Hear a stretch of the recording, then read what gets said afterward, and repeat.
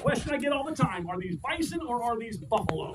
I get that question all the time, and to be honest, they answered both. But these are American bison. These are not buffalo.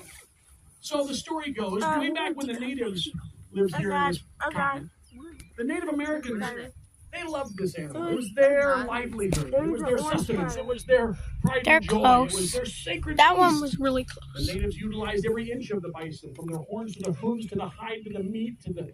This was their food source. This was their tools, and they made tools and weapons and clothing, and it was their entertainment, and it was their recreation, and it was also a sacred animal to them. And the natives called this animal Tatanka. That was their name for it. But once the European settlers came over, when the explorers came over, the Europeans and the French would say, "Wait, I see the horns. It looks kind of like the Cape buffalo and the water buffalo that we have over in Europe and Africa." And so the French would say, "Les bouffe, les bouffe, les buffalo." And that name stuck. You see, the natives called him Tatanka, but the French said, "No, this is a buffalo." And so it stuck. They named a city in New York, Buffalo, New York. They named a nickel the Buffalo Nickel. You might even go watch football games at a place called Buffalo Wild Wings. If you're looking carefully, folks, these animals do not have any wings.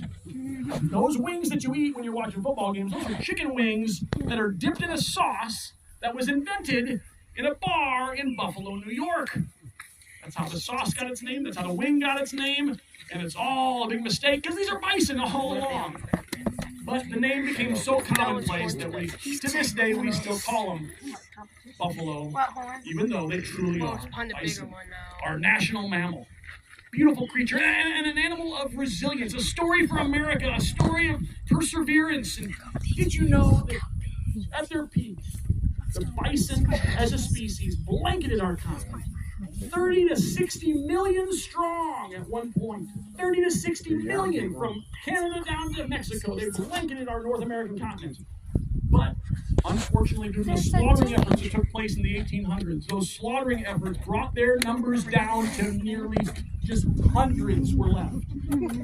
The ones It was due to the conservation efforts, though. I know. Those are Folks like Theodore Roosevelt, many pioneers that paved the way to understand the importance of this species for our planet.